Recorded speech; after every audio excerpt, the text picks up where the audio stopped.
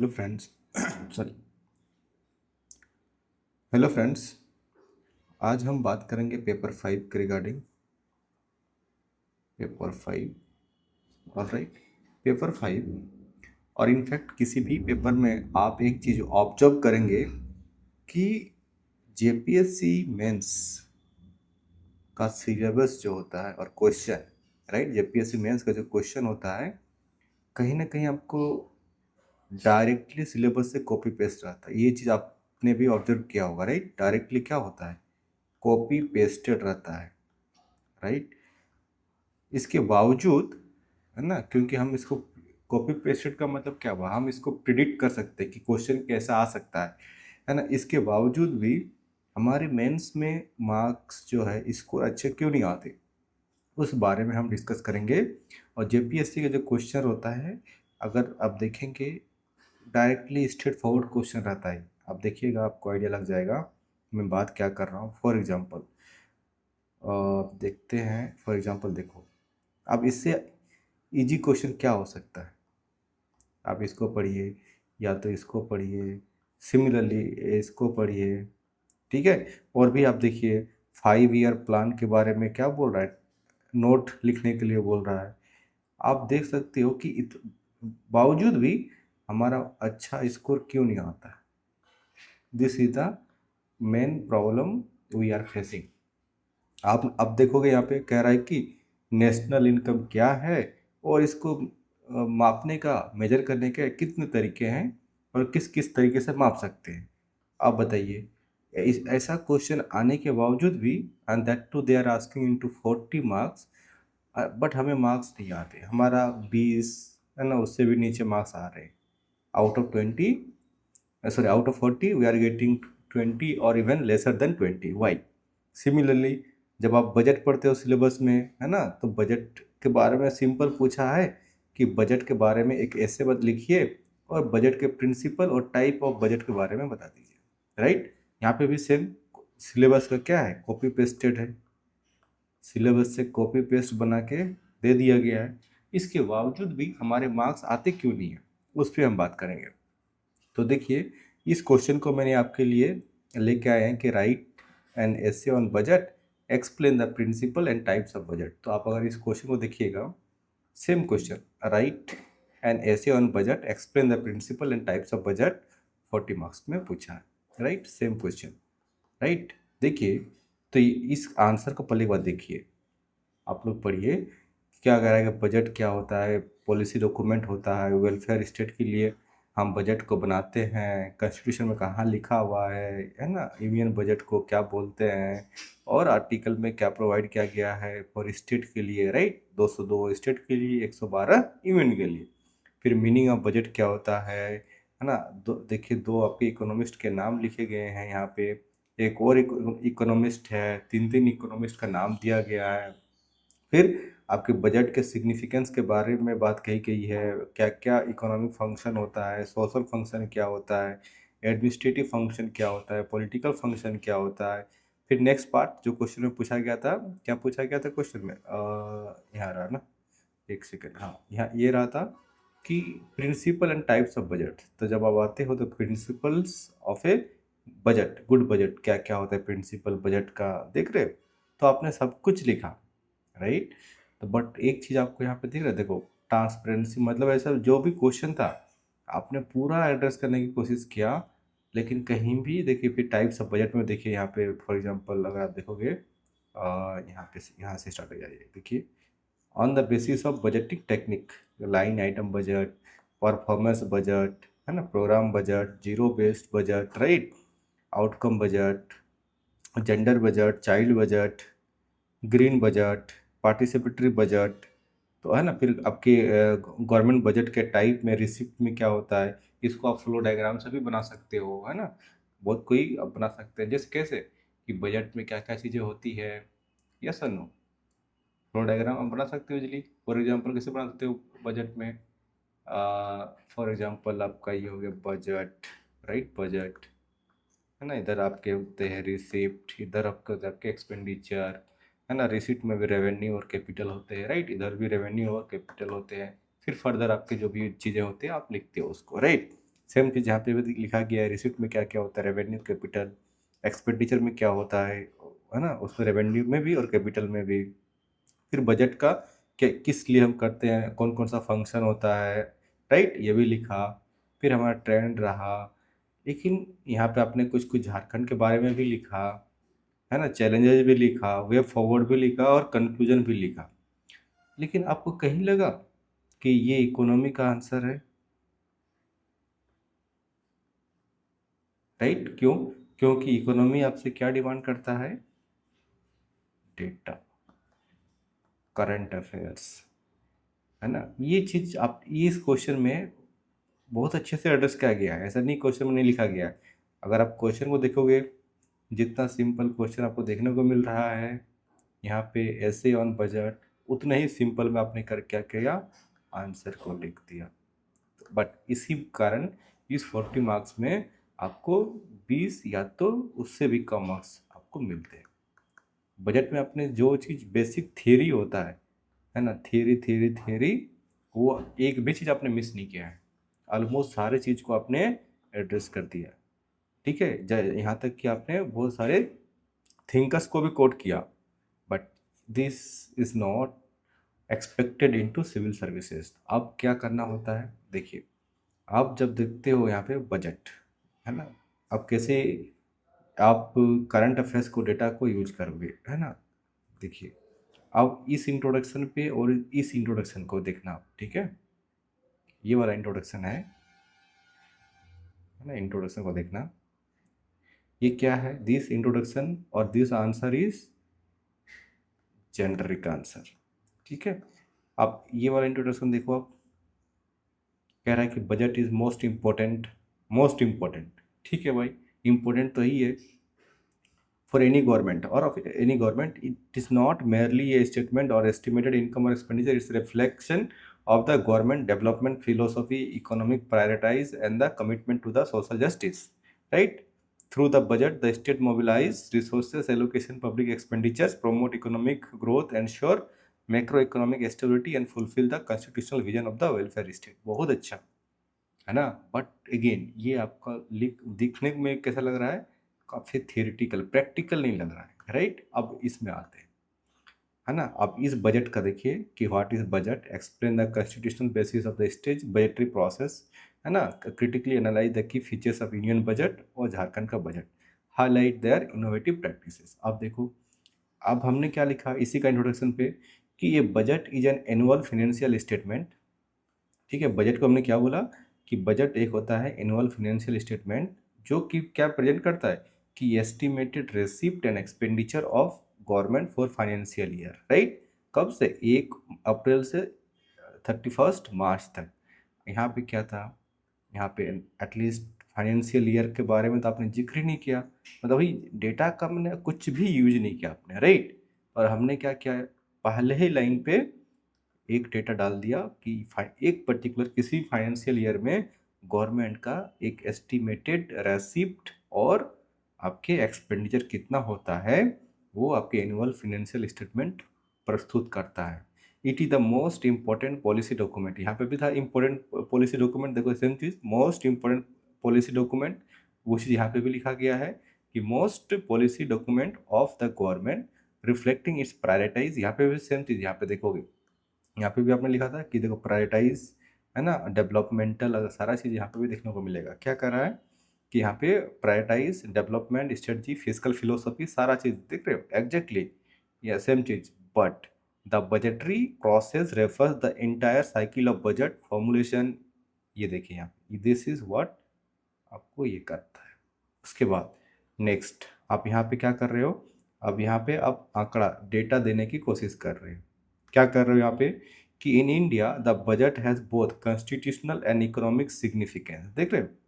और यहाँ पे क्या दिया था आपने, सिर्फ और सिर्फ कॉन्स्टिट्यूशन वाला दिया था, राइट। इस क्वेश्चन पे आपने क्या बोला था यहाँ पे, this is constitutional vision of welfare state. But यहाँ पे क्या बोला आपने कि constitutional and economic significance the union budget. अब आपने करंट डेटा को साथ में डेटा को डालना शुरू किया कि कितना आउटले है, continuous glide path towards physical consolidation while prioritise the capital expenditure. Similarly ये यूनियन का आपने दिया अब झारखंड की बात हो गई, ए अबुआ ए Dishom budget our land budget has grown 19 मतलब 9% से और कितना करोड़ का बजट हो गया है with innovative practice like outcome budget, gender budget और बजट स्टेबलाइजेशन फंड। क्योंकि अगर आप देखोगे क्वेश्चन में अगर आप देखते हैं तो कहीं ना कहीं क्या बोल रहा है आपसे कि टाइप्स ऑफ बजट, तो ये सब आगे डिस्कस करेंगे टाइप्स ऑफ बजट में, लेकिन क्या क्या यहाँ पे इंट्रोडक्शन पे ही अपने आउटकम बजट के बारे में बता दिया, जेंडर बजट है ना, और बजट स्टेबलाइजेशन फंड। बाकी बजट को क्यों नहीं बताया कि वो सब पुराना है, ये सब क्या है, ये सब दीज आर नए प्रैक्टिसेस हैं, innovative practices, these are new practices. ठीक है, तो आप खुद बताना कि क्वेश्चन जितना सिंपल आपसे पूछा गया था ऐसे ऑन बजट उतना ही सिंपल आपने इंट्रोडक्शन दिया, राइट, और उतने ही आपके कम मार्क्स हैं। But at the same time यहाँ पे क्या हुआ, आप देखना इंट्रोडक्शन पे कितने सारी चीज़ें आपके चीज़ें डिफ्रेंशिएट कर रहा है, राइट। उसके बाद क्या हुआ, उसके बाद जो बेसिक बेसिक चीज़ें हैं कि अब definition and scope of budget, budget क्या होता है ना, पॉलिसी डॉक्यूमेंट्स, एक एक चीज़ों को थोड़ा थोड़ा एक्सप्लेन करना कि फाइनेंशियल प्लान क्या होता है, अकाउंटेबिलिटी टूल क्या होता है, इकोनॉमिक इंस्ट्रूमेंट क्या होता है, लीगल डॉक्यूमेंट क्या होता है, मतलब बेसिकली जो बजट होता है क्या क्या होता है, रिफ्लेक्ट्स गवर्नमेंट का prioritise development strategy, project revenue, allocating resources, executive accountability. फिर आपके कुछ टर्म होते हैं, फॉर एग्जांपल यहाँ पे अब वापस आइए, यहाँ पे क्या लिखा है, यहाँ पे आपको कुछ ये सब टर्म आपको देखने को नहीं मिल रहा है, कैपिटल एक्सपेंडिचर क्या होता है, रेवेन्यू क्या होता है, और सेम चीज़ यहाँ पे आपको देखने को मिल रहा है कि अब रेवेन्यू रेसिप्ट का मतलब क्या होता है। यहाँ पे एक डायग्राम हमने बनाया था, अगर आप गौर करेंगे तो एक डायग्राम हमने बनाया था, कहाँ गया वो डायग्राम, हाँ, जहाँ से बताया था कि बजट में एक रिसिप्ट का, एक्सपेंडिचर का, इसमें रेवेन्यू रिसिप्ट, कैपिटल रिसिप्ट, अब ये सब चीज़ को आपको एक्सप्लेन करना पड़ेगा कि रेवेन्यू रिसिप्ट का मतलब क्या होता है, capital receipt, revenue expenditure, capital, physical deficit, revenue deficit, primary deficit, ये सब को आपको एक्सप्लेन करना पड़ेगा। फिर कॉन्स्टिट्यूशनल बेसिस ऑफ बजट आपने वहाँ पे भी देखा था, अब पूरा को आपको यहाँ पे लिखना है। अब कॉन्स्टिट्यूशनल यहाँ पे आपने सिर्फ क्या लिखा था, सिर्फ दो चीज़ लिखा था, एक स्टेट के बारे में कौन सा आर्टिकल क्या कहता है 202, और यूनियन का क्या कहता है। बट यहाँ पे हमें डिटेल में जाकर लिखना है कि क्या क्या कॉन्स्टिट्यूशनल बजट है आर्टिकल 112 में। तो 112 क्या कहता है, प्रेसिडेंट, तो यहाँ पे कहीं प्रेसिडेंट का जिक्र भी नहीं था, ठीक है, यहाँ पे कहीं पे प्रेसिडेंट का जिक्र तक भी नहीं था। ऑलराइट, सो दिस यही सब आपको डिफरेंस क्रिएट करता है। तो यहाँ पे क्या लिखा है देखो कि president shall cause to be laid before parliament on annual financial statement, है ना, estimated of revenue expenditure ways means to raise the revenue और division expenditure charged by consolidated fund non votable and the other expenditure votable. तो आपने यहाँ पे consolidated fund को भी किया हो, मतलब बात कर दिया, जिक्र किया, जो कि वहाँ पे नॉन वोटेबल होता है, वोट नहीं होता, और अदर एक्सपेंडिचर जहाँ पे आपका वोट होता है।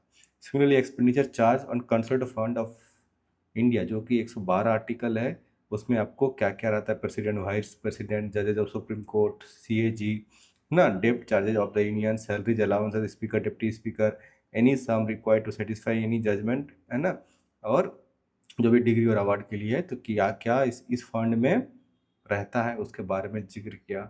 यहाँ पे आपको कुछ भी ऐसा देखने को नहीं मिला, है ना, आपने ऊपर ऊपर में जो चीज़ें होता है बेसिक वो लिखा। सिमिलरली आप स्टेट बजट के बारे में भी सेम चीज़ लिखो कि क्या क्या होता है, यहाँ पे आपका प्रेसिडेंट था, यहाँ पे गवर्नर की बात होती है, और कुछ कुछ अदर रिलेटेड जो आर्टिकल्स होते हैं, 113 क्या होता है ना, बेसिकली बजट बनाने का जो प्रोविजंस होते हैं कैसे कैसे होते हैं, है ना, 114 का होता है क्या है, अप्रोप्रिएशन बिल आपका देखते हो, vote on account, vote on credit, no tax without authority of law, consult fund of India, contingency fund, finance commission, क्या होता है, तो सारे बजट से रिलेटेड होते हैं, तो सारे आर्टिकल्स आपको मेंशन करना है। अब बजट बनता कैसे है ना, फॉर्मुलेशन कब कैसे इनेक्ट होता है, कैसे एग्जीक्यूशन होता है, कैसे अकाउंटेबल होता है, ऑडिट वगैरह, तो पूरा बजट का जो प्रोसेस होता है, जो पार्लियामेंट में बजट लाने से पहले क्या होता है, एक तारीख को लाया जाता है फेब मंथ में, वो भी लिखा आपने, राइट। अब देखो सारे स्टेज को फिर डिटेल में आपको क्या करना है, डिस्कस कर देना है। अब यहाँ पे भी लिखा कि देखो बजट प्रेजेंटेड फेब 1 सिंस 2017, है ना, वही आपके पहले क्या होता था कि 28 तारीख को होता था। अब देखो ये भी आपने लिख दिया, एग्जीक्यूशन स्टेज में क्या होता है, फिर अब यूनियन बजट जो की हाइलाइट्स है इस बार का, नए नए फीचर्स जो क्या क्या है ना, टोटल एक्सपेंडिचर कितना है, आप देखोगे एक चीज़ यहाँ पे लिखा होगा, ये चीज़ आपको कहीं नहीं मिलेगा जिसने भी यूनियन इकोनॉमिक सर्वे इस बार का नहीं पढ़ा है, राइट। जो FRBM है, FRBM एक्ट का जानते हो क्या दायरा है, प्लस माइनस कितना परसेंट ऑफ GDP, कमेंट करिएगा, ठीक है। वो टारगेट को अब ना करते हुए अब सेंट्रल गवर्नमेंट का यह है 2031 तक 50 प्लस माइनस, जो मतलब लोअर बैंड है 49 और 51 के बीच में आपके टारगेट को डेब्ट टू GDP रेशियो की बात कही गई है, राइट। तो इस टाइप का चीज़ें हैं। सिमिलरली रेवेन्यू रिसिप्ट में कौन कौन सा चीज़ें हैं, देर आर लॉट। अभी तो ये देखिए 15 पेज का है, ठीक है, बहुत सारी चीज़ें ऐसे हैं। तो इस टाइप का चीज़ों को आपको लिखना पड़ेगा। देखिए फिर अब बजट में देखिए की स्कीम्स, सेंट्रल स्कीम्स क्या क्या है, PLI, PM किसान, मनरेगा, PM जनमन, नेशनल क्रिटिकल मिशन, राइट। फिर झारखंड के स्कीम्स में बजट में क्या क्या है, कितना करोड़ का एलोकेशन है, ये सब ऐसे देना पड़ते। इशूज एंड चैलेंजेस क्या क्या है, सेंट्रल इशूज़ क्या है, राइट। फिर आपके कुछ कुछ आपके सस्टेनेबल डेवलपमेंट से है, अब वो आवास, सारा चीज़ इकोनॉमिक बिहाइंड जो क्यों कैपेक्स को पुश किया गया है 12 लाख करोड़ का, राइट। फिर वाइस स्टेबलाइजेशन फंड की बात की गई है ना, वाई आउटकम बजट, फिर वो वे फॉरवर्ड में क्या क्या हो सकता है, right. Short term, medium term, और आपके रिकमेंडेशन भी क्या दे सकते हो, राइट। क्या रिकमेंडेशन है ये भी आप दे सकते हो। फिर आपका कंक्लूजन में होता है कि कैसे कैसे क्या चीज़ें हैं। तो ये इस टाइप का ना लिख के आना पड़ेगा, ना कि इस टाइप का आपका यहाँ पे कुछ दिख रहा है ऐसे, ना यहाँ पे आपका रिकमेंडेशन है, ना कोई ढंग का कंक्लूजन है, ना कोई डेटा को आपने डाला है। बट एक बेसिक लेवल का जो चीज़ें होता है, अच्छा बजट होता है, बजट में एक एनुअलिटी होता है, मतलब हर साल बजट को आता है ना। ये भी आपका देखिए कि सिंपल लिख दिया, है ना, कि यूनिटी होता है, प्रिंसिपल में क्या क्या, रेवेन्यू रिसिप्ट, कैपिटल रिसिप्ट होता है। इस टाइप का लिखोगे तो ये कभी आपके मार्क्स आपके 25 प्लस क्रॉस नहीं करेगा, राइट। 25 आएगा ही नहीं। 40 में 25 आना मतलब 25 मतलब ठीक ठाक मार्क्स है, 20 प्लस ही नहीं होगा, राइट। बट ये ध्यान रखिएगा। फिर आपका देखिए ये सब विकसित भारत वगैरह के बारे में, कितने परसेंट का NPA का होना चाहिए, PLI इसका हमको करना चाहिए, गेनिंग एम्प्लॉयमेंट होना चाहिए, राइट। 16 फिनेंस कमीशन के बारे में जिक्र कर दिया यहाँ पे, ठीक है। यहाँ पे देख कितना का झारखंड का कुछ कुछ चीज़ें हैं। बजट देखिए, सिंकिंग फंड वगैरह झारखंड के बारे में लिखा आपने, यूनियन के बारे में, बजट के बारे में लिखा, कितना डेफिजिट है, इनकम टैक्स एक्ट में नए नए क्या सिंप्लीफाई कर किया गया है। तो ये सब सारे बजट का पार्ट है, राइट। बजट मतलब क्या, जब इनकम टैक्स गवर्नमेंट का आएगा पैसा तभी तो बजट बनाएगा। अब जितना बजट आएगा तो उसके लिए टैक्स को सिंप्लीफाई करना पड़ेगा, तो एक्ट में नया चेंजेस लाए गए हैं, तो ये सब आपको देना पड़ेगा। तो ये पूरा का पूरा इस टाइप का डेटा ड्रिवन नोट्स होना चाहिए, तभी आपके जो मार्क्स है वो आएंगे। नहीं तो फिर मैंने बताया कि जैसे कि क्वेश्चंस आपको देख के लगेगा नहीं कि हाँ ये क्वेश्चन सिलेबस के बाहर है, या हमसे आता मतलब हम लिख नहीं पाएंगे। Questions are really very easy. देखो आप, जस्ट ए कॉपी पेस्टेड, आप सिलेबस को खोलिए और देखिए, कॉपी पेस्टेड है। बट जितना क्वेश्चन इजी, उतना ही डेप्थ में आपको आंसर लिखना पड़ेगा। ध्यान रखिएगा, क्वेश्चन पूछता है इजी, इसका मतलब नहीं है कि हमें एक पैराग्राफ लिख के कुछ भी आ जाना चाहिए। आपने आपने देखा इस आंसर में उस आंसर में डिफरेंस। सो इस टाइप का चीज़ें आपको लिख के आना होता है, अगर आपको वन शॉट में JPSC को क्लियर करना है तो देखो, इंट्रोडक्शन पे ही कितने आपको डिफरेंस हो गया, और सारे कंटेंट में क्या क्या चीज़ें आपको देखने को मिल रहा है, क्या क्या चीज़ें होना चाहिए, राइट। कितने आर्टिकल्स, सारी चीज़ें, बहुत सारी चीज़ें हैं। अभी अब बोला ना कि 16 पेज का है, तो सो यहाँ से आपको डिफरेंस पता चल गया होगा। बट ये आंसर है ना, ये जस्ट क्या है, ये जस्ट जेनरिक, आपने कोई चीज़ एड्रेस नहीं किया है, तो जो होता है आपने बेसिक चीज़ को जस्ट एक्सप्लेन कर दिया है, राइट। तो ये सब चीज़ें आपका कुछ बेसिक चीज़ें होता है जो मेंस में आंसर लिखने से पहले आपको ध्यान देना होता है कि अच्छा क्वेश्चन तो पूछा है इजी, इजी पूछा है तो सबके लिए इजी है, हमारे लिए तो इजी है नहीं, राइट। और ये वाला बताओ कि ये जो लिख के आया है, कौन ऐसा मतलब जो होगा कि सब चीज़ लिख के नहीं आ पाएगा, ऑब्वियसली सब कोई लिख के आ जाएगा, राइट। इसमें क्या ही है कि बाकी लोग लिख के नहीं आ पाएंगे, और तो आपको एडवांटेज मिलेगा।